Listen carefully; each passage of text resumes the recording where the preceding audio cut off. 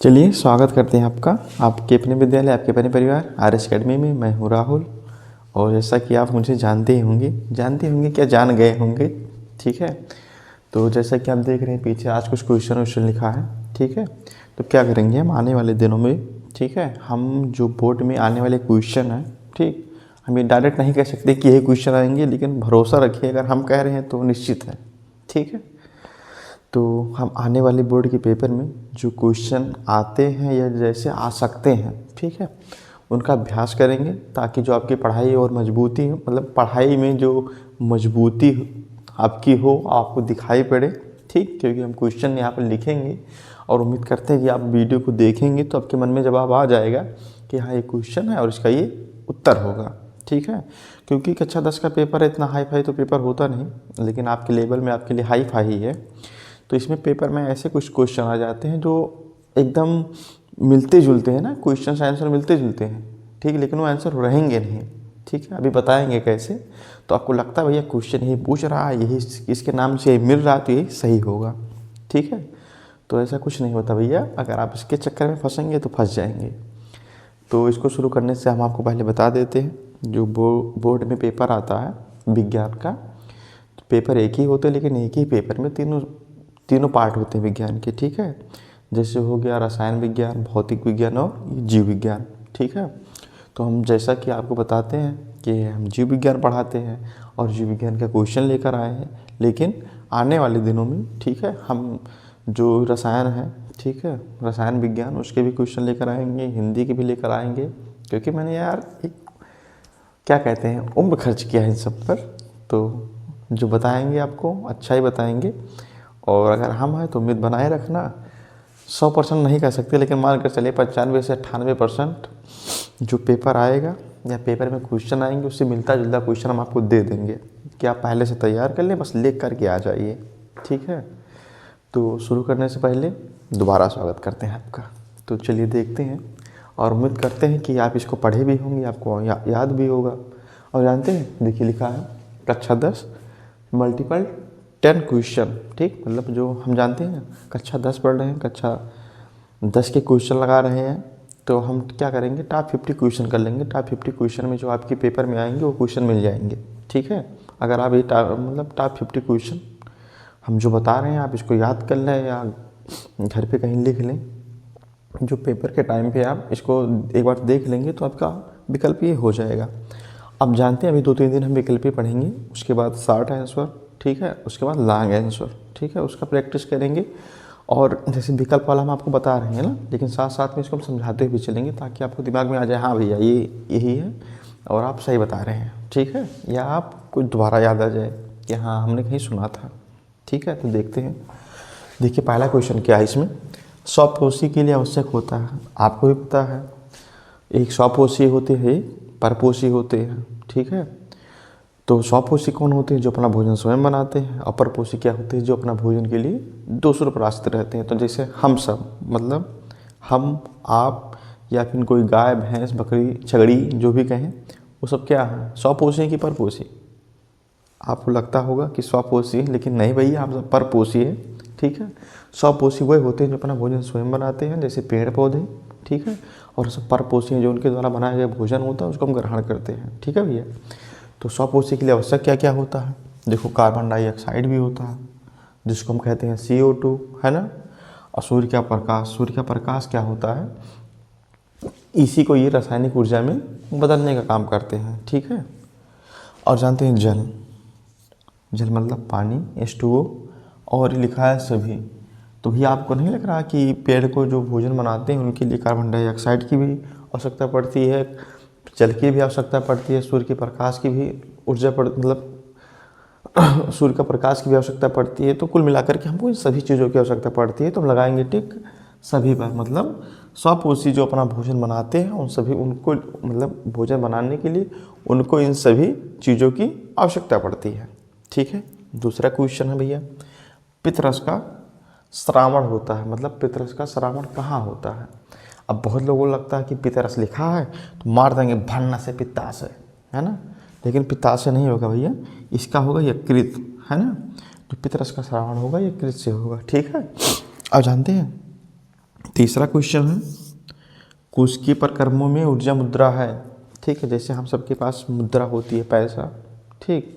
अब पैसा कहीं ना कहीं तो रखे रहते हैं किसी ना किसी रूप में, चाहे घर में रखे हों, बैंक में रखे हों, या बैंक खाते में रखे हों, कहीं भी रखे हों, लॉकर में रखे हों। ठीक है, तो अगर आपको ये दिखाई देगा कि माइक्रोकांडिया, तो ये नहीं है, माइक्रोकांडिया गलत है। माइक्रोकांडिया को भैया कहते हैं powerhouse of the cell, मतलब ऊर्जा का घर कहते हैं। ठीक, लेकिन मुद्रा नहीं कहते। ठीक है, मुद्रा क्या होती है, जो मेन है, मतलब मेन को आप कैसे समझो, जैसे बैंक है ना, बैंक में ले जाकर के पैसा डालते हैं। ठीक, जैसे मान लो बैंक होएगा माइक्रोकांडिया, लेकिन पैसा क्या है उसकी मुद्रा। तो ठीक, और इसी प्रकार माइक्रोकांडिया के अंदर जो मुद्रा है वो एटीपी है। ठीक है, जो एनर्जी रहती है वो एटीपी के रूप में संचित रहती है माइक्रोकांडिया के अंदर। ठीक है भैया। अब चौथा क्वेश्चन है, मानव में गैसों का आदान प्रदान होता है, किसमें होता है? देखिए, कोशिका, श्वास नली, कंठ, ब्रोंकाई, सबको लगता है गला गटाइए कहीं सभावत जात है, तो यही सोच हुई, यहो नहीं भैया। श्वास नली जिससे हम सांस लेते छोड़ते हैं, ये भी नहीं है। कुल मिला के मान के चलिए इसमें होता है कोशिका में। कोशिका क्या होता है, जो आलू की जैसी संरचना बताए थे ना, वही संरचना है। ठीक है, कोशिका, यहीं पर गैसों का आदान प्रदान होता है, ऑक्सीजन से कार्बन डाइऑक्साइड बनते हैं यहीं पर भैया। ठीक है। अब पांचवा क्वेश्चन है, मनुष्य के हृदय में कितने कोष्ठक होते हैं, मतलब मनुष्य के हृदय में कितने चैम्बर पाए जाते हैं। हृदय मतलब दिल, और दिल का मतलब बहुत कुछ है ना। तो चलिए मजाक नहीं करते हैं, देखते हैं। जो हमारा हृदय होता है वो 4 चैम्बर्स में पाया जाता है, दायालिन दायानिलय, बायालिन बायानिलय। ठीक है। छठवां क्वेश्चन है, पादपों में जाइलम का कार्य होता है। तो मैंने आपको क्लास में भी बताया था।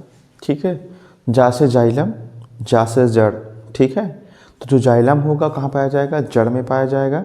और जड़ में पाए जाने के कारण जो मिट्टी में पोषक तत्व होंगे, खनिज होंगे या पानी होगा, उसी को ऊपर भेजने का काम करेगा या ऊपर ले जाने का काम करेगा। ठीक है भैया। तो क्या होगा, पादपों में जाइलम का कार्य होता है, किसमें, जल के सम्माहन में। ठीक है, जमीन से ऊपर जल ले जाने के लिए भैया। अब देखिए दूसरा क्वेश्चन है, फ्लोएम द्वारा भोजन का स्थानांतरण होता है। ठीक है, जो भोजन बन जाता है, भोजन का स्थानांतरण का मतलब एक जगह से दूसरी जगह जो जाता है भोजन, वो किस रूप में जाता है भैया। ठीक है, तो भैया वो जाएगा सुक्रोज द्वारा, है ना, मतलब सीधे सीधे समझो सुक्रोज के रूप में यहाँ से वहाँ वो जाएगा। अब आठवां क्वेश्चन है आपका, मनुष्य में वृक्क एक तंत्र का भाग है जो संबंधित है। ठीक है, अगर जब आप उत्सर्जित तंत्र पढ़ेंगे तो उत्सर्जित तंत्र के अंदर हम वृक्क पढ़ेंगे। ठीक है, वृक्क जो होता है ये उत्सर्जित तंत्र होता है, जिसमें जैसे मतलब जो मूत्र का निर्माण होता है। ठीक है, वो कहाँ होता है, वृक्क के अंदर ही होता है। ठीक है, तो इसमें देखेंगे मनुष्य में वृक्क एक जो तंत्र है, जो वृक्क तंत्र है, किसका भाग है भैया, वो है पोषण का, उत्सर्जन का, शोषण का या परिवहन का। तो सीधे सीधे बताएंगे भैया ये उत्सर्जन का एक भाग है। ठीक है, तो और जानते हैं कि मूत्र का निर्माण कहाँ होता है, पहले आपको बताए हैं, हृदय में होगा, प्लीहा में होगा, यकृत में होगा, कहाँ होगा भैया, सीधे जानो वृक्क में होगा। ठीक है, ये सब ऐसे क्वेश्चन है जो अगर आप एक बार ध्यान से पढ़ लेंगे तो 100% आपके सही जाएंगे।